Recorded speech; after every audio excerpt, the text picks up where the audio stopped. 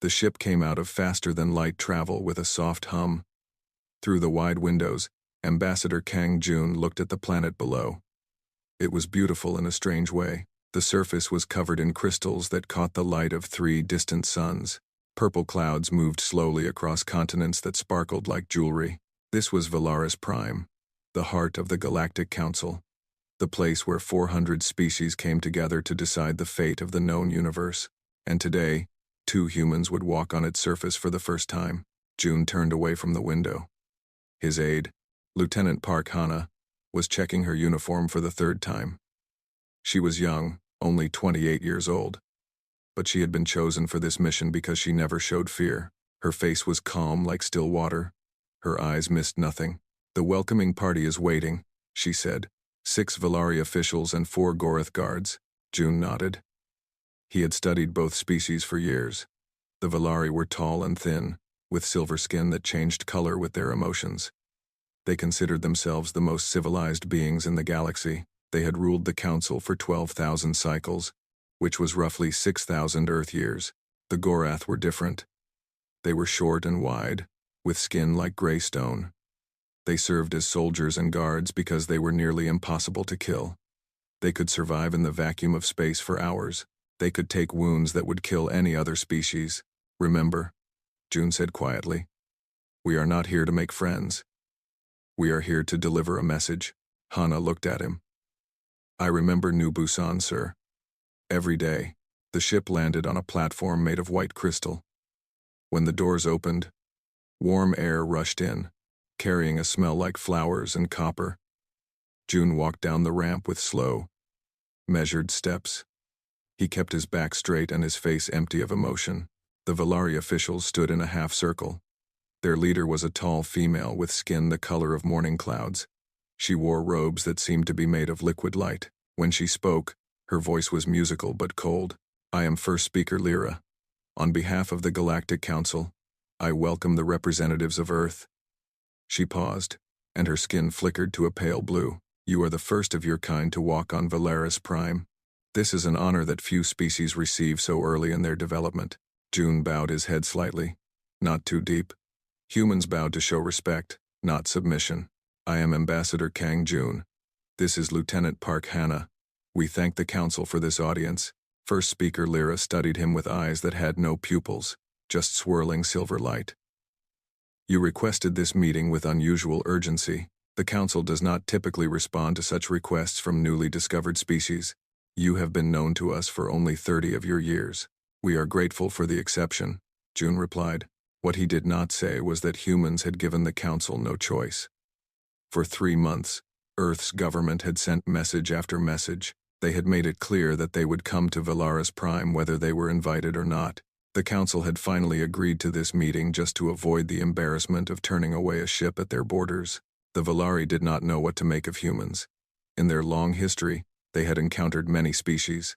Some were peaceful and easily brought into the Council's order. Some were aggressive and had to be contained or destroyed. But humans fit neither category. They were peaceful when it suited them and violent when it did not. They built great cities and then burned them down in wars against each other. They created beautiful art and terrible weapons in the same generation. The Council had decided to watch and wait. In a few centuries, they believed, humans would either destroy themselves or calm down enough to be useful. They did not understand that humans had no intention of waiting. The group walked along a path made of floating stones. Below them, the crystal towers of the capital city rose like frozen flames. Ships moved between the buildings, carrying delegates from 100 worlds. June saw creatures of every shape and size. Some flew on wings of light. Some crawled on dozens of legs. Some floated in tanks of strange liquid, communicating through flashes of color. "The great chamber is ahead." "First Speaker," Lyra said, "you will have the opportunity to address the full Council. This is a rare privilege." Hana leaned close to June and spoke in Korean, knowing the translation devices would not catch their native language. The Reth delegation arrived 2 hours ago. They have 20 representatives. Their ambassador is Lord Ven. June's expression did not change, but his hands tightened slightly at his sides. Lord Ven. He had seen that name in the intelligence reports. Ven had ordered the attack on New Busan. He had watched from his command ship as 800,000 humans died in fire and blood, and now he was here, probably laughing with the other delegates, confident that his crime would never be punished. The humans had learned about the Reth Dominion only 5 years ago. They were an insectoid species with hard shells and wings like black glass. They had been part of the Council for 6,000 cycles. In that time, they had grown powerful and arrogant. They took what they wanted from weaker species. The Council rarely stopped them because the Reth were useful. Their soldiers were fierce. Their ships were many. When the Reth had attacked New Busan, they had expected no consequences. Humans were new and weak. The Council would do nothing. By the time anyone investigated, the evidence would be gone and the Reth would simply deny everything. They had not expected humans to find the bodies of their soldiers. They had not expected humans to decode their communications.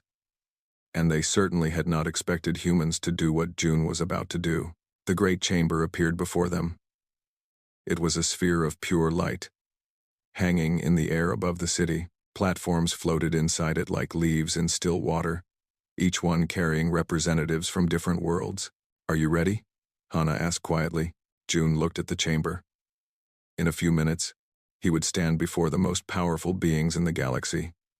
He would accuse one of their oldest members of mass murder, and then he would say words that no species had spoken to the Council in 8,000 years. He thought of New Busan. He thought of the children who had died in their beds.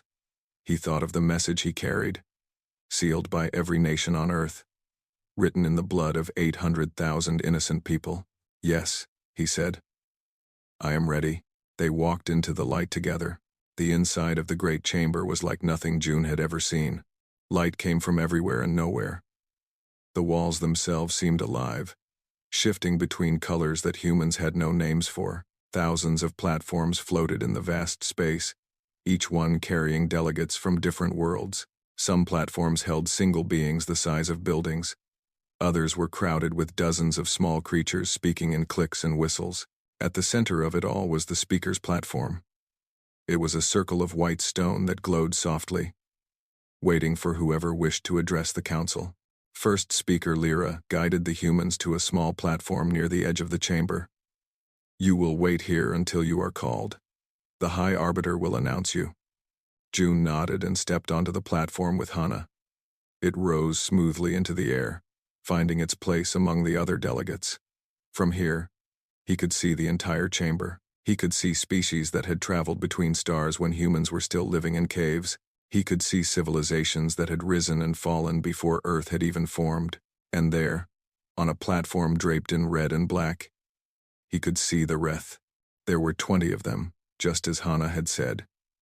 They were large insects, standing upright on 4 legs, while 2 more limbs served as arms. Their bodies were covered in hard shells that gleamed like polished obsidian. Their wings were folded against their backs, thin and sharp as broken glass. Their heads had no mouths that June could see, only clusters of compound eyes that reflected the chamber's light like black jewels. At the front of the group stood Lord Ven. He was larger than the others, his shell marked with gold patterns that showed his rank. He was speaking to a delegate from another species, his mandibles clicking in what might have been laughter. June watched him and felt something cold settle in his chest. This creature had ordered the death of 800,000 people. Men, women, children, families who had built homes on a new world, hoping for better lives. They had died screaming while this insect watched from orbit, and he was laughing. A deep tone rang through the chamber, silencing all conversation. At the top of the sphere, a platform descended carrying a single figure. He was Valari, but ancient beyond measure. His silver skin had faded to the color of old bones. His robes were simple white cloth, unmarked by decoration. But when he raised his hand, every being in the chamber fell silent. "I am High Arbiter Tolos," he said, and his voice carried to every corner of the vast space. "I have served this council for 4,000 cycles. I have seen empires rise and fall. I have witnessed the birth of new species and the death of old ones. In all that time, I have never seen what I see today." He turned his ancient eyes toward the human platform. "The species called humanity has requested an audience. They have been known to us for only 30 of their years. By our laws, they have no standing to address this body. They have no voice in our decisions. They are, by every measure, children who have only just learned to walk among the stars. A murmur passed through the assembly. June heard what sounded like agreement from many of the delegates. And yet, Tolos continued, they have come. They have demanded to speak, and after much consideration, the council has decided to grant them this one opportunity. He gestured toward the speaker's platform. Ambassador Kang Jun, of Earth, you may address the council. Jun's platform moved toward the center of the chamber. Hana stood beside him, her face still and calm. When they reached the speaker's platform, they stepped onto it together. The light around them intensified, making them visible to every delegate in the sphere. Jun looked up at the thousands of beings watching him. They were curious, some of them. Others were amused. A few seemed annoyed that their time was being wasted on such primitive creatures. He did not care what they thought. High Arbiter, he began. Honored delegates, I did not come here to petition. I did not come here to beg for membership or ask for trade agreements. I came here to deliver a message. He reached into his coat and pulled out a small crystal. It caught the light and scattered it in rainbow patterns across the platform. 47 days ago, the human colony of New Busan was attacked. The attack came without warning. In the middle of the night, ships appeared from faster-than-light travel and immediately began bombing the surface. They used plasma weapons that burned at temperatures hot enough to melt stone. He pressed the crystal, and images appeared in the air around him. A city in flames, buildings collapsing, people running through streets that had become rivers of fire. The bombardment lasted for 6 hours. When it was finished, the attackers sent soldiers to the surface. They went from building to building, killing anyone who had survived. They shot families hiding in shelters. They burned hospitals full of wounded. They killed children in their schools. The images changed. Bodies in the rubble. Mass graves. A playground covered in ash. The swings still moving in the wind. When morning came, 800,000 people were dead. The colony of New Busan had been completely destroyed. The chamber was silent. Some delegates looked away from the images. Others watched with expressions that Jun could not read. Lord Ven's mandibles clicked once, but he said nothing. The attackers were careful, Jun continued. They destroyed their own dead. They burned their equipment. They believed they had left no evidence. He looked directly at the Reth platform. They were wrong. Hana stepped forward and activated another display. New images appeared. Bodies in Reth armor, their shells cracked and broken. Weapons marked with Reth symbols. Fragments of communication devices, still containing encrypted messages. Our colonists fought back, Jun said. They were not soldiers. They were farmers, engineers, teachers. But when the Reth came to kill them, they fought with whatever they had. Mining tools, kitchen knives, their bare hands, and they killed 23 Reth soldiers before they were overwhelmed. He held up the crystal. This contains the genetic material recovered from those bodies. It contains the weapon signatures that match Reth military equipment. It contains decoded communications ordering the attack. He paused. It contains the voice of Lord Ven himself, commanding his soldiers to leave no survivors. Every eye in the chamber turned to the Reth platform. Lord Ven rose slowly, his wings buzzing with agitation. This is absurd. These creatures are lying. They have fabricated evidence to slander the Dominion. Then, explain the bodies, Hana said coldly. Explain your soldiers on our world. Explain your weapons in our cities. Lord Ven's compound eyes flickered. I will explain nothing to primitives who cannot even control their own planet. The Reth Dominion does not answer to humans. Jun smiled. It was not a pleasant expression. No, he agreed. You do not. And that is exactly why we are here. High Arbiter Tolos raised both hands, and the light in the chamber dimmed to a soft gray. This was the signal for absolute silence, used only in moments of great importance. Even Lord Ven stopped speaking, his mandibles closing with a sharp click. Ambassador Kang, Tolos said carefully, these are very serious accusations. You claim that a council member species attacked your colony without cause. You claim to have evidence, but you must understand the position of this body. He gestured toward the Wraith platform. The Wraith Dominion has been part of this council for 6,000 cycles. They have fought in our wars. They have contributed to our peace. Their word carries the weight of millennia. His ancient eyes turned back to June. Humanity has been known to us for 30 years. You have no history here. You have no standing. You have no voice. June listened without expression. He had expected this. Every human who had worked on this mission had expected this. The council was old and slow, built on traditions that valued stability over justice. They would not believe humans over Wraith, no matter what evidence was presented. That was fine. He was not here to convince them. With respect, High Arbiter, June replied. We are not asking you to believe us. We are simply informing you of what happened. A delegate from the Gorath species spoke up. Her name was Mora, and her voice sounded like stones grinding together. If you are not asking for belief, what are you asking for? The proper procedure for such accusations is clear. You must file a formal grievance. The council will form an investigation committee. Evidence will be examined. Witnesses will be questioned. In time, a determination will be reached. How much time? June asked. Delegate Mora considered the question. These matters are complex. The investigation alone could take 5 cycles. The hearings would require another 3. Appeals and counter-appeals would follow. In total, perhaps 10 to 20 cycles. Hana made a small sound that might have been a laugh. 20 cycles. June repeated. High Arbiter, for the benefit of those watching, could you explain how long a cycle is in Earth time? Tolos seemed surprised by the question. A cycle is the time it takes for Valaris Prime to complete one orbit around its suns. In your measurements, this would be approximately 20 of your years. So, June said slowly, if we file a grievance through proper channels, we might receive justice in 400 years. Justice requires patience. Delegate Mora replied. The council has endured for 12,000 cycles because we do not rush to judgment. We consider. We deliberate. We ensure that every decision serves the greater peace. The greater peace, June repeated. He looked around the chamber at the thousands of delegates watching. I wonder how many of you have been waiting for this greater peace. How many of your people have suffered while the council considered and deliberated? Lord Ven's wings buzzed loudly. You see, these humans are not here for justice.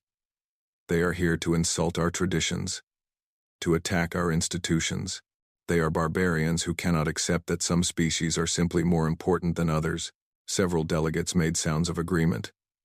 But June noticed that others remained silent, their eyes fixed on the human platform with expressions he could not quite read. My government anticipated this response, June said. We knew that the council would not act. We knew that the Wraith would deny everything. We knew that we would be dismissed as children who do not understand how the galaxy works. He took a step forward on the platform, and somehow, despite his small size and soft skin, he seemed to fill the space around him. That is why I am not here to ask for justice.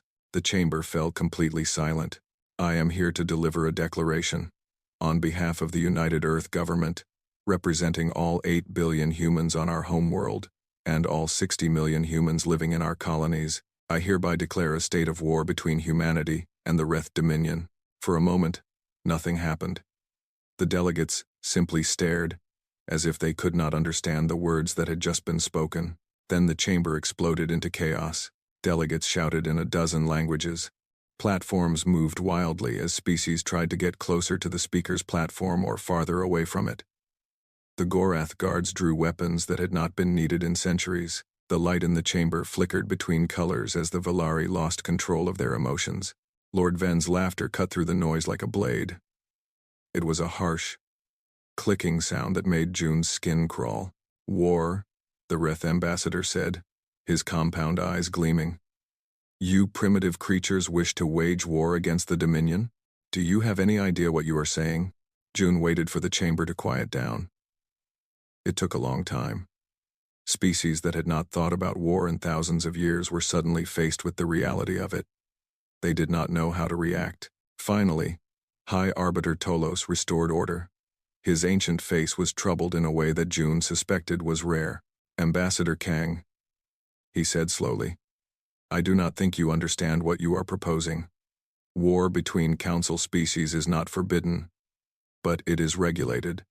There are rules, there are procedures, and more importantly, there are realities. He gestured toward the Wrath platform. The Wrath Dominion controls 27 inhabited worlds. They have a fleet of over 3,000 warships. They have been fighting and winning wars for 6,000 cycles. His silver eyes met June's. Humanity has been spacefaring for less than 300 of your years. You have a fleet of perhaps 200 ships. You have colonized only 12 worlds. 14, Hana corrected quietly. We colonized 2 more last year. Tolos ignored the interruption. You cannot win this war. The Wrath will destroy your colonies. They will burn your homeworld. They will end your species. June nodded slowly. Yes, that is what the Wrath believe. That is what you believe. That is what every species in this chamber believes. He looked around at the watching delegates. You are all wrong. The words hung in the air like a challenge. Humans have been fighting since before we could speak. We have fought each other with stones and spears and arrows and guns and bombs. We have destroyed cities and rebuilt them. We have ended civilizations and started new ones. Every generation of humans has known war. Every generation has bled. He turned back to Lord Ven. You attacked our people because you thought we were weak. Because you thought we would do nothing. Because you thought we were like every other young species you have bullied and broken over the millennia. June's voice dropped, becoming almost soft. You were wrong. And now you will learn what that mistake has cost you. Lord Ven spread his wings wide, making himself look even larger. The gesture was meant to intimidate. A display of dominance that had worked on countless species over thousands of years. His compound eyes reflected the light of the chamber like shattered mirrors. You speak of war as if you understand it, he said, his mandibles clicking with each word. You do not. The Wrath have crushed species that were ancient when your son was young. We have ended civilizations that had mastered technologies you cannot even imagine. We have been the fist of this council for 6,000 cycles. He took a step forward on his platform, his 4 legs moving with terrible grace. Your colonies will burn. Your ships will become dust. Your homeworld will be glass by the time we are finished. And when the last human dies screaming, we will not even remember your name. The chamber was silent.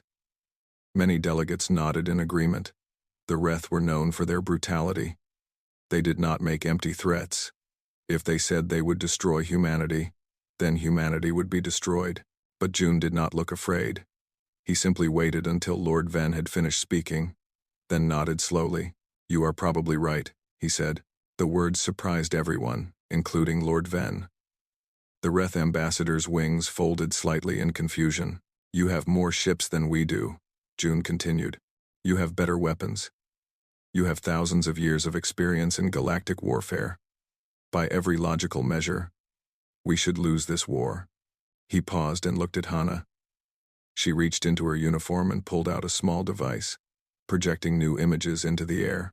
But there are things that logic does not account for. The images showed Earth, blue oceans and green lands, white clouds swirling over continents that had seen the rise and fall of countless empires.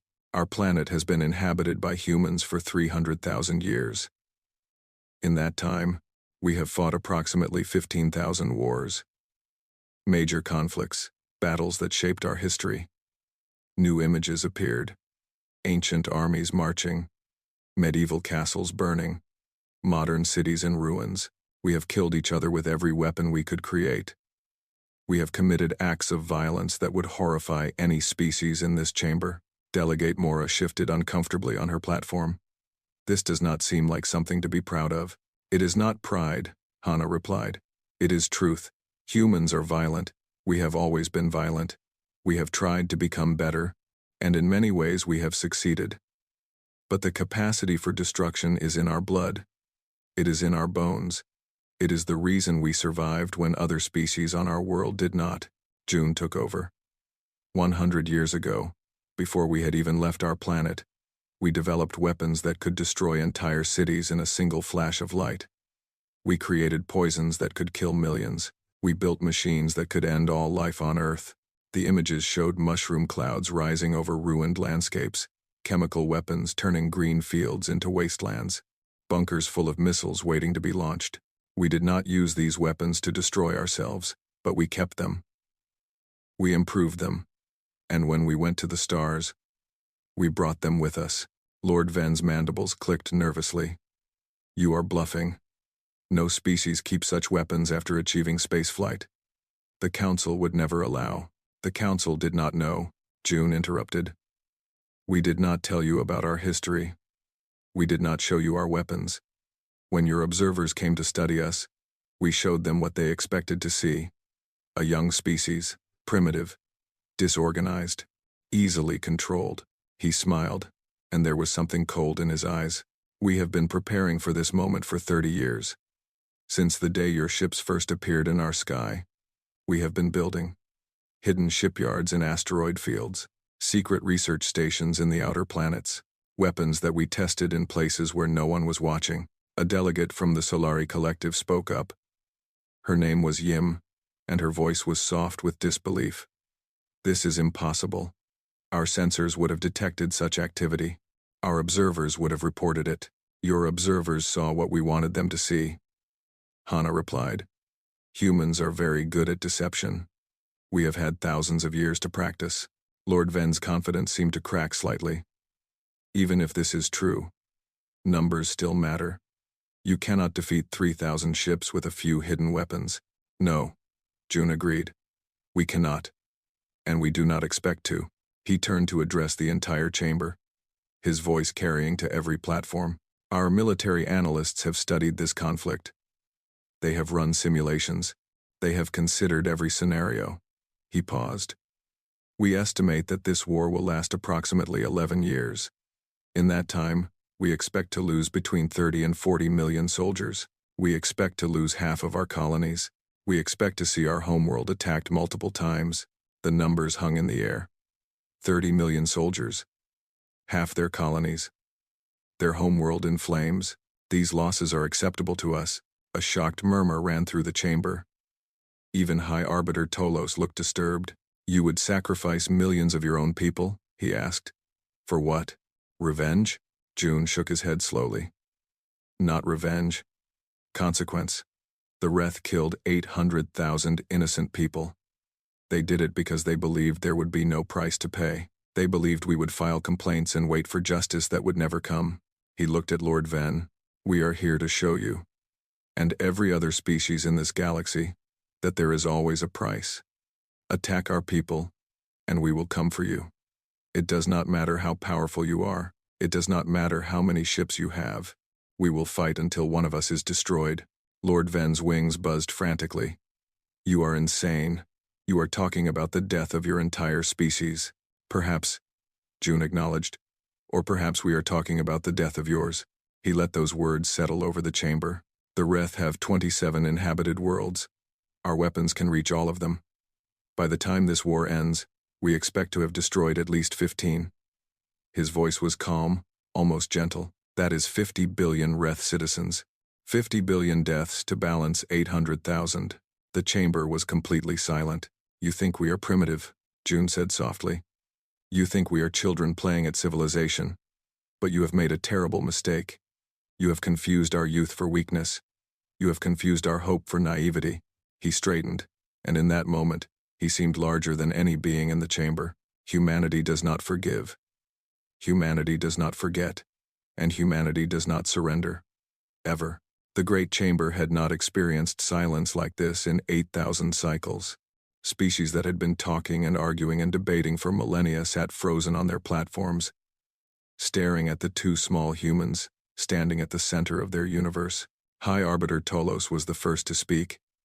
His ancient voice was careful, measured, but there was something beneath it that had not been there before. Something that might have been fear. Ambassador Kang, he said slowly. The Council cannot condone this action. War between species is meant to be regulated. There are rules that must be followed. Surrender protocols. Protected zones. Civilian populations must be. We are not asking for permission. June interrupted. His voice was quiet but firm. This declaration is a courtesy. Nothing more. A courtesy. Lord Ven's mandibles clicked rapidly, his compound eyes flickering between colors. You call this a courtesy? You stand in our chamber, threaten our people, and call it a courtesy? June turned to face the Reth ambassador directly. The courtesy is the warning. The courtesy is that we came here at all. Instead of simply beginning our attack, he reached into his pocket and pulled out a small object. It was a toy, a stuffed animal of some kind. It might have been a bear once, but it was so burned and melted that it was hard to tell. One button eye remained, hanging by a thread. The other side was just blackened fabric and exposed stuffing. Do you know what this is, Lord Ven? The Reth ambassador said nothing. It was a toy, a child's toy. My daughter gave it to her best friend the day before your ships came. June's voice did not shake, but there was something terrible in his stillness. Her friend was named Kim Soo. She was 9 years old. She liked drawing pictures of flowers and watching cartoons about robots. She wanted to be a doctor when she grew up. He held up the burned toy. She was found 3 days after the attack, in the basement of her school. She had hidden there with 40 other children when the bombing started. Your soldiers found them and sealed the doors. Then they set fire to the building. The chamber was absolutely silent. Kim Soo was holding this toy when she died. The rescue workers found her curled up in a corner, trying to protect the younger children with her body. June's eyes never left Lord Ven. She was 9 years old. He walked slowly to the edge of the speaker's platform and placed the toy on a pedestal of white crystal. It sat there, small and ruined, surrounded by the grandeur of galactic civilization. I did not come here for justice, June said. I came here so that every species in this chamber would see this, so that you would all remember what the Reth did, and what humanity will do in response. He stepped back, and Hana moved to stand beside him. The United Earth government does not ask for your help. We do not ask for your approval. We do not ask for your intervention. June looked around the chamber one final time. We only ask that you remember this moment, years from now, when you wonder how a species so young became so feared. Remember that it began here. Remember what was done to us. And remember that we warned you. Lord Ven's wings spread wide, his body trembling with rage or fear, or both. This is not over, human. The Dominion will crush you. We will burn every world you have touched. You will try. Hana interrupted. Her voice was ice. And we will be waiting. The two humans turned and walked toward the chamber's exit. Their footsteps echoed in the silence, each one marking the end of something old and the beginning of something new. Delegate Yim of the Solari Collective found her voice. Wait. Ambassador, please. You must understand that wars in council space are moderated. There are rules, even if you are attacked. Even if your people were killed. You cannot simply. June stopped but did not turn around. Cannot, he repeated. There is an old human saying, Delegate Yim, those who do not learn from history are doomed to repeat it. Now he looked back, his eyes moving across the thousands of watching delegates. Your species have long histories. You have seen empires rise and fall. You should understand better than anyone what happens when a peaceful people are pushed too far. He resumed walking. The Reth did not follow rules when they bombed our colonies. They did not offer surrender to the families in their homes. There were no protected zones for our children. His voice carried through the chamber like thunder. They showed us no mercy, and we will show them none. The doors of the great chamber opened before the humans. Light from the crystal city beyond spilled into the sphere, bright and harsh. Behind them, Lord Ven was already issuing orders to his delegation. June could hear the clicking of Reth communication devices, the urgent buzzing of wings. Already, the Dominion's military was being notified. Already, their great fleets were being mobilized. They had destroyed dozens of minor species over the millennia.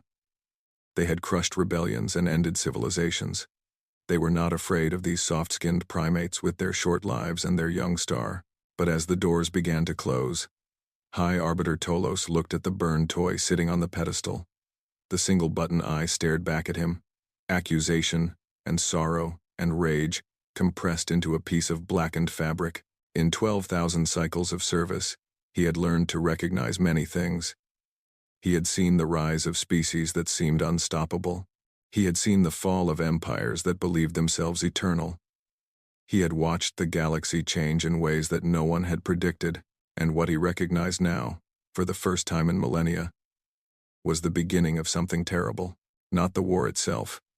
Wars happened. They were contained, managed, ended. The Council had survived countless conflicts over the ages. No. What Tolos recognized was something far more dangerous. It was the species that would fight this war. They were young. They were outnumbered. They were outgunned. By every logical measure, they should have accepted their loss and moved on. They should have filed grievances and waited for justice. They should have been civilized. Instead, they had chosen fire, and as the doors sealed behind the human delegation, Tolos understood that the galaxy would never be the same.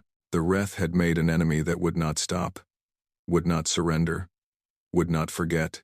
They had awakened something ancient in young skin, something that the long-lived species of the Council had forgotten existed.